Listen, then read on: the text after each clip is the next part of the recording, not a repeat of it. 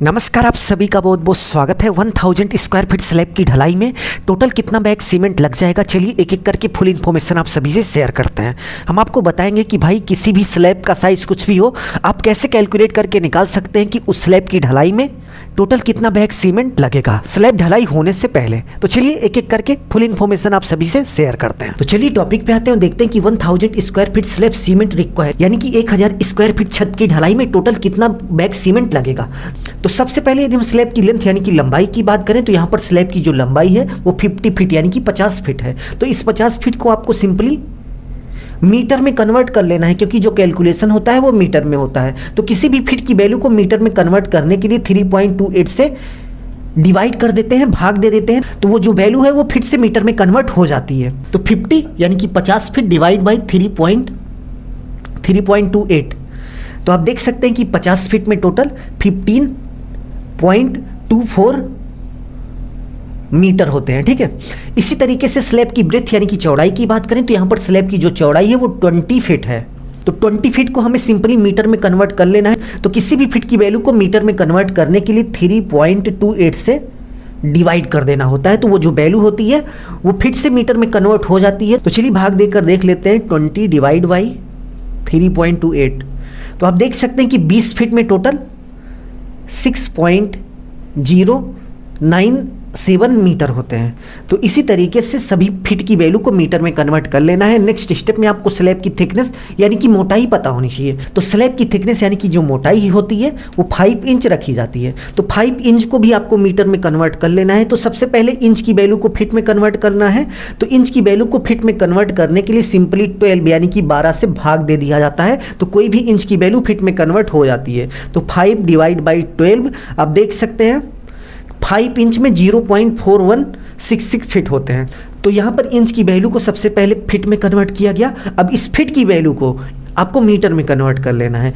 तो मीटर में कन्वर्ट करने के लिए सिंपली 3.28 से आप भाग दे दीजिए। तो आप देख सकते हैं 5 इंच में 0.127 मीटर होते हैं। ठीक है, तो इसी तरीके से सभी इंच और फीट की वैल्यू को आपको मीटर में कन्वर्ट करते हुए लिख लेना है।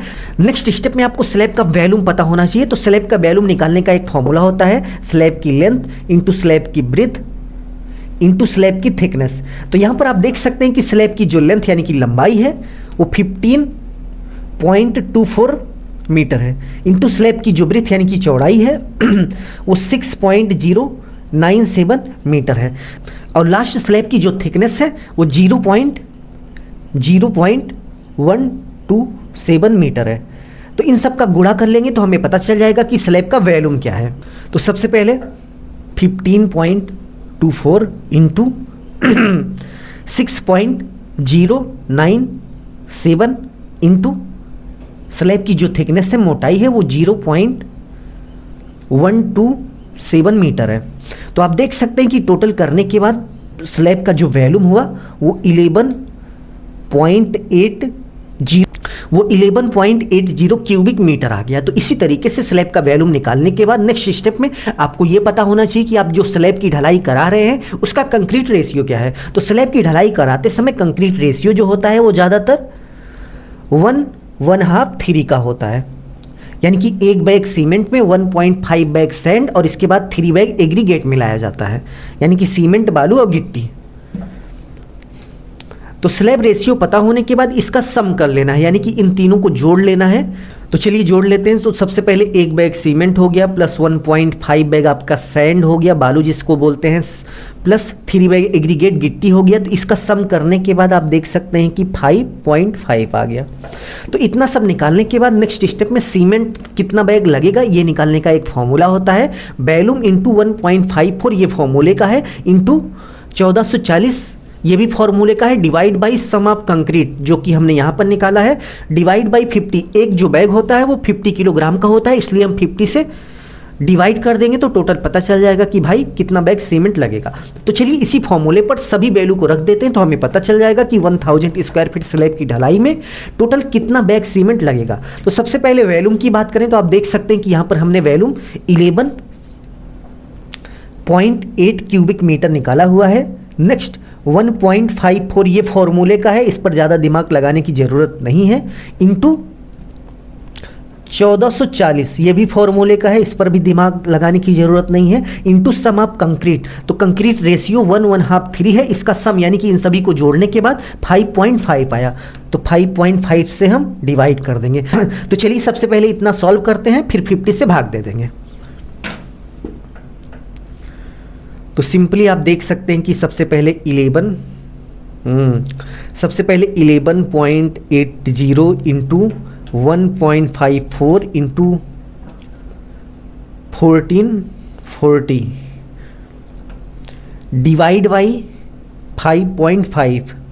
तो आप देख सकते हैं कि इसको सॉल्व करने के बाद कितना आया, 4757.76 किलोग्राम सीमेंट लगेगा।